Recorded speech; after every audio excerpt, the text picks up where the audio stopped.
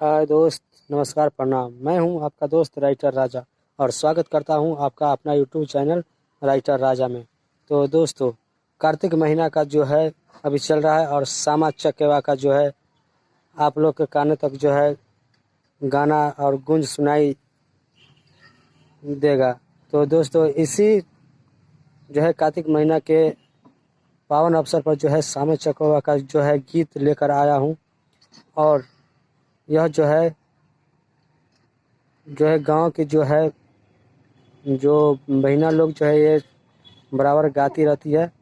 तो दोस्तों, चलते हैं हम।